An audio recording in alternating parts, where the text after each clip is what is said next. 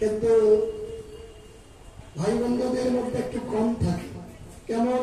যেমন একটা আচার, যেমন হয়তো অনেকে লেট্রিনে গেল, যে লেট্রিনে যাবে নিয়ম মতো তাকে স্নান করতে হয়। আর এমনও বলছে ওই এক বস্ত্র পরে লেট্রিনে যায়, ওই বস্ত্র পরিয়ে রান্নার কাজ করে, ঠাকুর সেবার কাজ করে। এরকম মানুষও আছে, সবাই না, আছে এরকম মানুষ। কিন্তু শাস্ত্র বলছে ওই লেট্রিন যাওয়া বস্ত্র পরিয়া কেউ যদি ফোন করিতে ঠাকুর সেবা করে ঠাকুর ঘরে যায়, একদিনকার অপরাধের কারণে 10,000 বৎসর নরক ভোগ করতে হবে। 10,000 এত অপরাধ। ওই বস্ত্র, ওটা বস্ত্র সবসময় আলাদা থাকবে। হ্যাঁ, শুধু লেট্রিন নয়,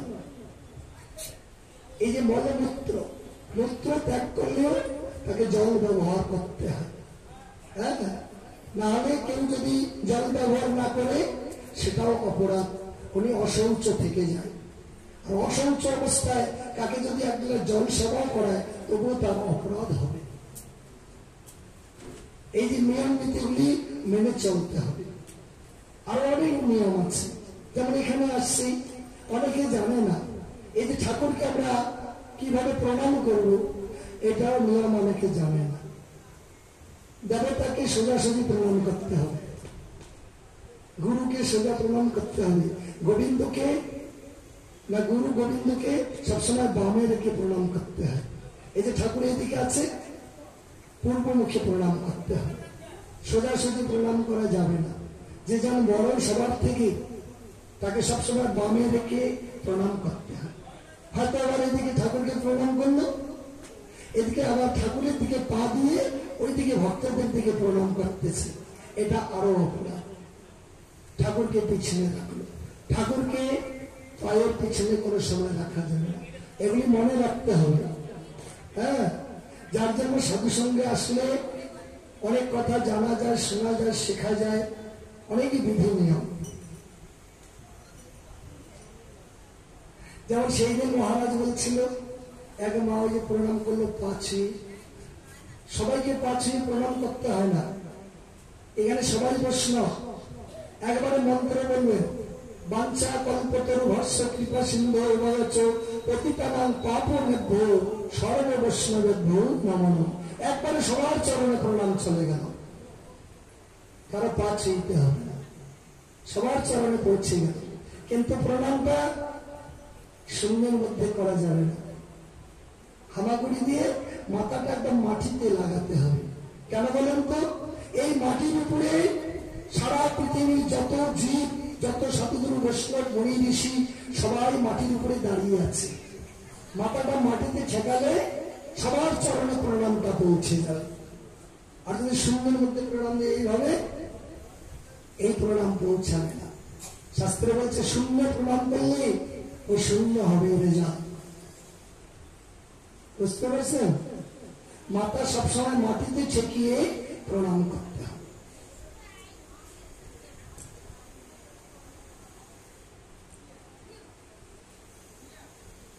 আর এখানে এসে যদি কেউ প্রণাম না করে, অহংকার করে চলে যায়, 1 বৎসরে সঞ্চিত পুণ্য ফল সঙ্গে সঙ্গে ক্ষয় হয়ে যাবে।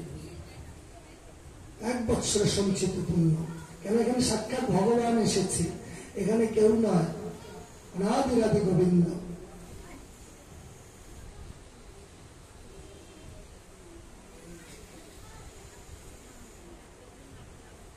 এই জন্য শুধু হরির নাম করলে হবে না, তার প্রত্যয়টাও মানতে হবে।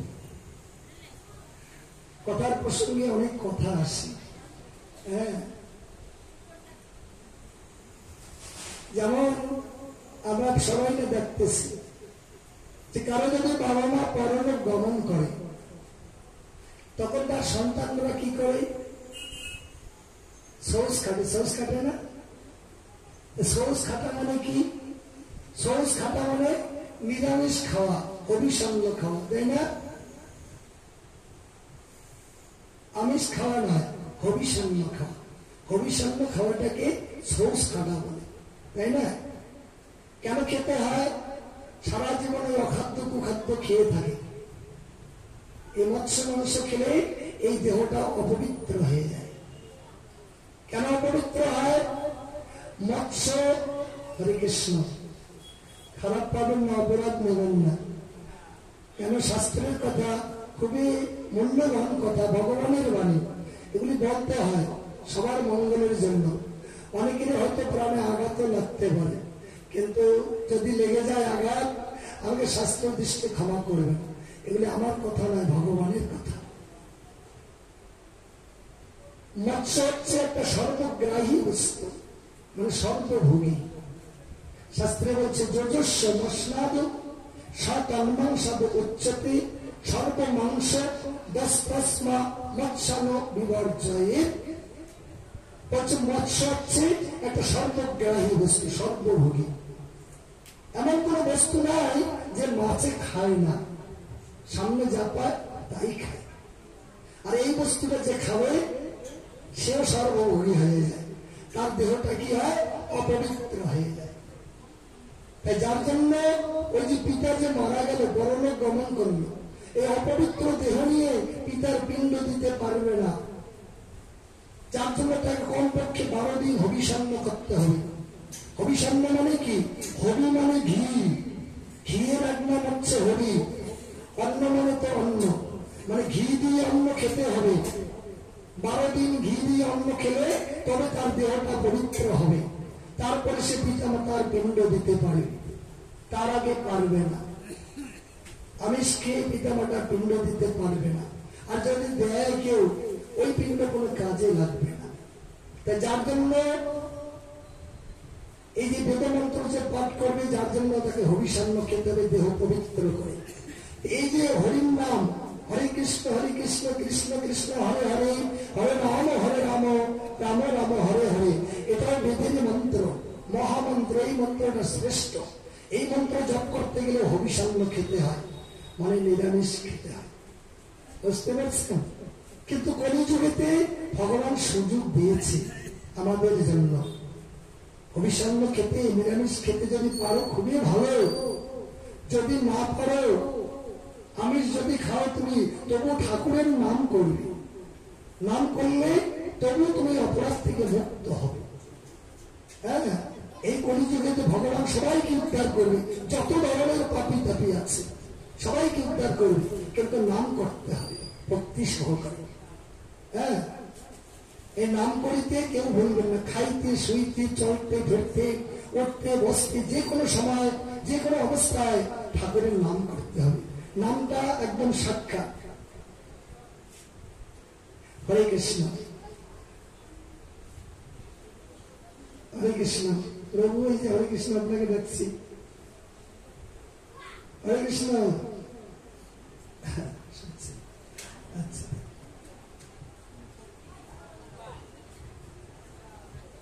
সবার আমাদের একটা করে নাম আছে, আমরা কিন্তু এই নামটার সঙ্গে যুক্ত আছি। আমাদের নাম ধরে ডাকলে আমরা বুঝতে পারি আমাকে ডাকতেছে। তা ভাগবত বলছে ভগবানও ওনার নামের সঙ্গে উনি যুক্ত আছে। ওনার নাম ধরে ডাকলে উনি বুঝতে পারে আমাকেই ডাকতেছে। আর ওনার নামটার এত বড় সুপ্রিম পাওয়ার, যিনি সমস্ত পাপ নাশ করে দেয়, এত বড় পাওয়ার। ভগবান হচ্ছে পরশমণির ন্যায়, পরশ পাথরের মতন। পরশ পাথর কেমন? পরশ পাথরকে ওখানে যদি লোহা একটা লাগিয়ে দেওয়া যায়, বা তামা লাগিয়ে দেওয়া যায়, বা কাঁসা লাগিয়ে দেওয়া যায়, সঙ্গে সঙ্গে সোনা হয়ে যায়। তা ভগবান হচ্ছে পরশ পাথরের ন্যায়। যে ভগবানের নাম করবে তার সমস্ত পবিত্র হয়ে যাবে, কোনো অপরাধ থাকবে না। এই জন্য নাম করতে হবে, ভগবানের প্রতি বিশ্বাস রাখতে হবে, ভক্তি রাখতে হবে।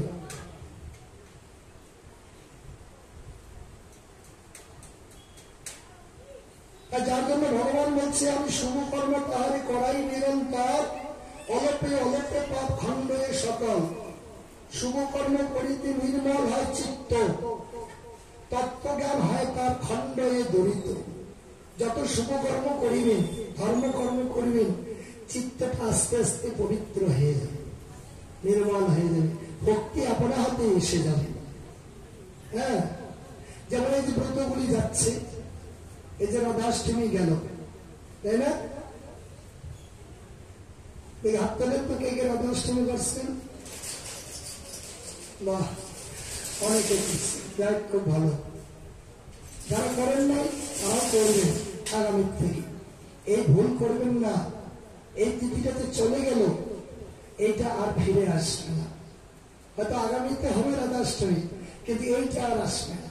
আসবে? এবার যেটা চলে গেল এইটা পাওয়া যাবে না, সামনেরটা পাওয়া যাবে। তো এটা লস হয়ে গেল।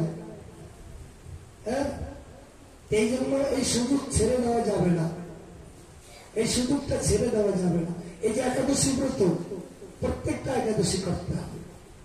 অনেকে 4টা করে, বড় 4টা করে, না, প্রত্যেকটাই করতে হবে। প্রত্যেকটা একাদশী করতে হয়। একাদশীর দিনে একাদশী ব্রত না করলে জীবনের, মানব জীবনে কোনো পূর্ণ সঞ্চয় হয় না।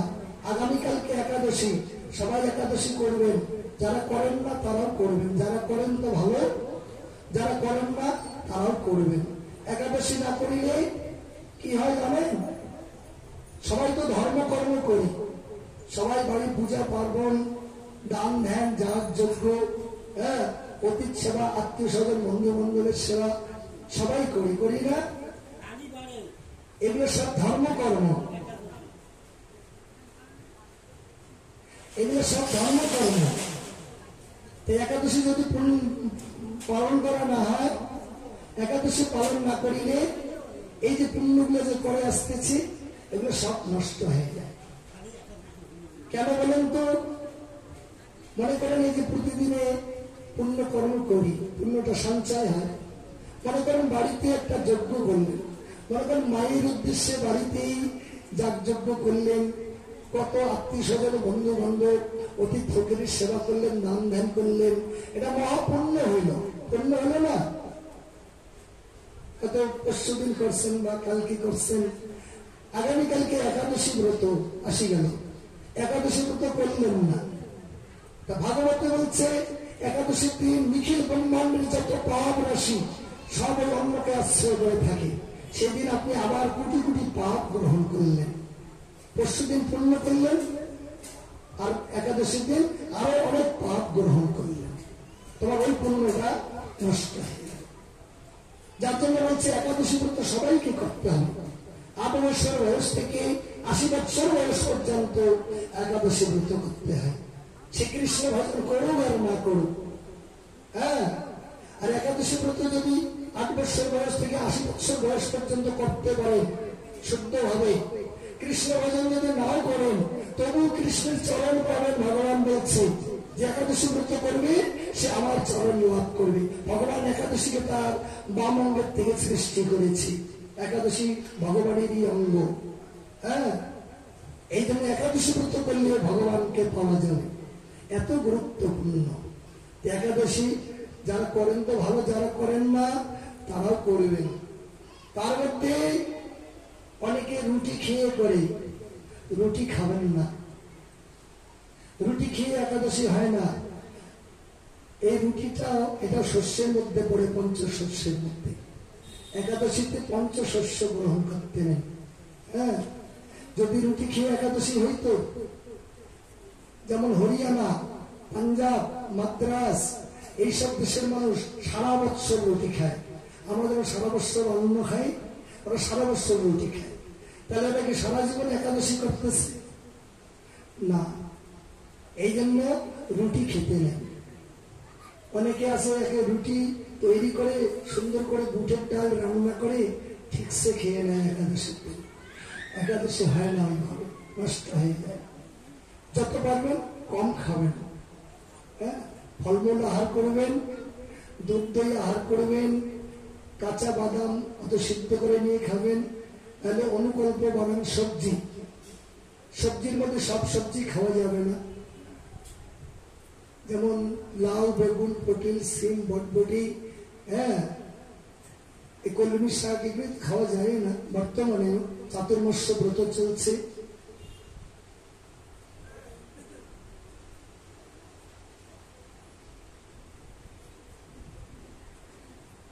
এই যে এখন যেমন চাতুর্মাস্য ব্রত, কলমি শাক বেগুন, পটেল এগুলি কিন্তু খাওয়া যায় না। এগুলো খেলে ভগবানের চরণে অপরাধ হয় বর্তমান। তার মধ্যে বটবটি, বটবটি আরো বেশি অপরাধ। হ্যাঁ, এমন কথা বলছে হরিভক্তি বিলাস গ্রন্থটি, এই ব্রত মাসে যে যান এই বটবটি সেবা করবি, পটল বেগুন লাউ সেবা করবি, অনন্তকাল নরক ভোগ করবে, অনন্তকাল, একদিন দুই দিন নয়।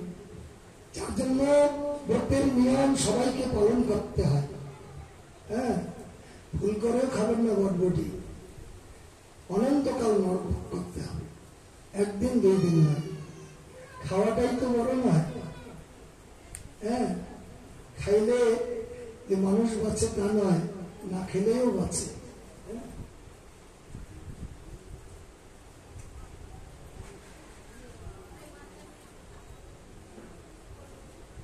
একাদশী ব্রত সবাই মনে রাখবেন।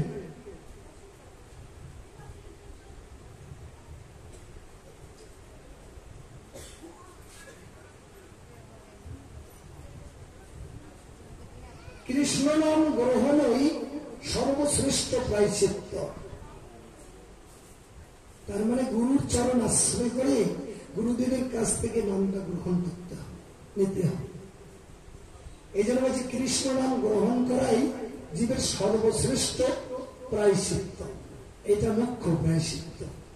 আর গৌণ প্রায়শ্চিত্ত কোনটা? পাপ করলাম, ব্রাহ্মণ ডেকে এনে প্রায়শ্চিত্ত করলাম, আরো পাপ করবো, আরো প্রায়শ্চিত্ত করবো।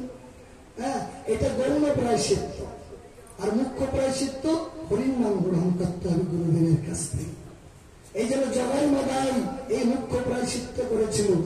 জগাই মাদাইয়ের কথা তো একটু আগে শুনে গেলেন। জগাই মাদাই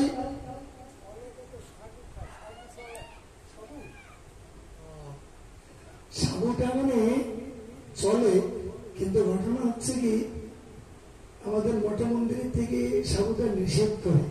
কেন নিষেধ করে বলেন তো? এখন ভেজাল যুক্ত, তার মধ্যে চাউলের খুদ মিক্সচার খায়, কিন্তু সাবুটা চলে একাদশীতে। ওই খুদ মিক্সচারের জন্য, ভেজালের জন্য নিষেধ করে।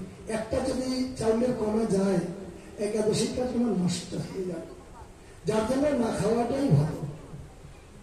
হ্যাঁ, না খাওয়াই ভালো। আর সবজি যে খাবেন অনুকল্প বানিয়ে, ওটার কথা তো বললাম না।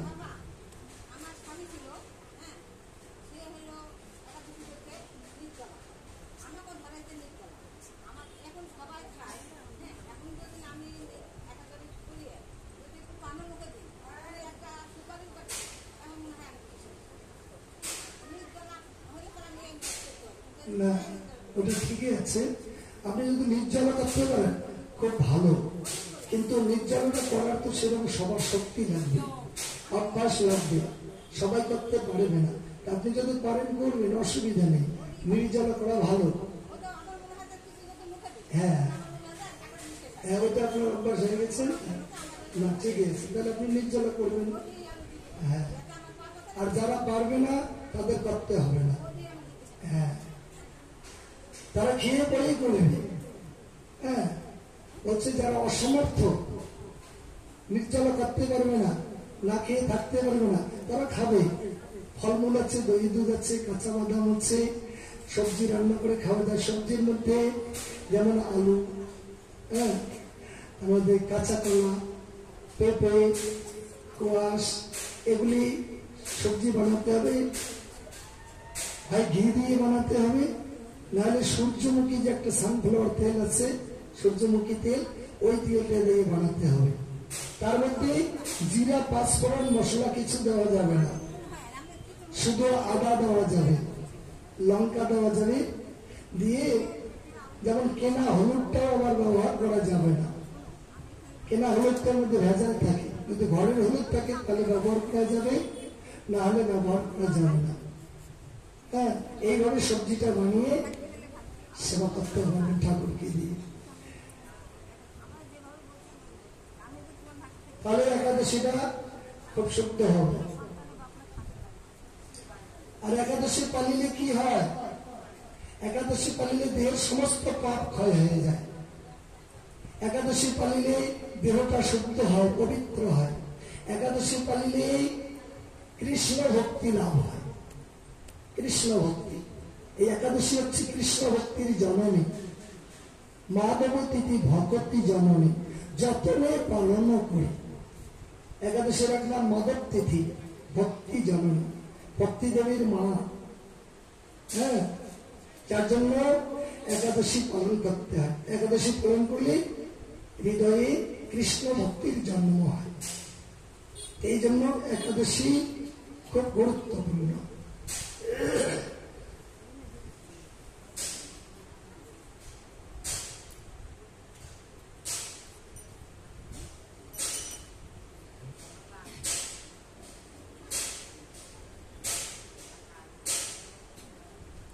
দানব্রত তপযজ্ঞ নানা কর্ম করে, তথাপি তে মতে তার দূরিত না হরে। বৈষ্ণব চরণে ভজে কৃষ্ণে ধরে মন, তবে তো তার হয় পাপ বিমোচন। বৈষ্ণব চরণ ভজে কৃষ্ণেতে ধরে মন, তবে তো তাহার হয় পাপ বিমোচন। শুধু ঠাকুরকেই ভালোবাসলে হবে না, সাধুগুরু বৈষ্ণব সকলকে ভালোবাসতে হবে। এই যে আমরা এখানে সবাই আছি, সবাই আমরা বৈষ্ণব।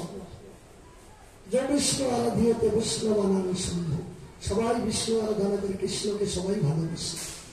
হ্যাঁ, এই জন্য সবাইকে ভালোবাসতে হবে, সবাইকে শ্রদ্ধা করতে হবে। আর যদি আমি বলি যে আমি বৈষ্ণব, আপনারা তো মন্ত্র নেন নেই এখনো, এটা ভুল কথা, এটা একদম ভুল কথা। কেন ভুল কথা? যারা প্রাইমারি স্কুলে লেখাপড়া করে ওইটা কিন্তু ছাত্র, ছাত্র না? যারা হাই স্কুলে লেখাপড়া করে ওনারাও ছাত্র, যারা কলেজে লেখাপড়া করে ওনারাও ছাত্র, যারা ইউনিভার্সিটিতে লেখাপড়া করে তারাও ছাত্র, তাই না?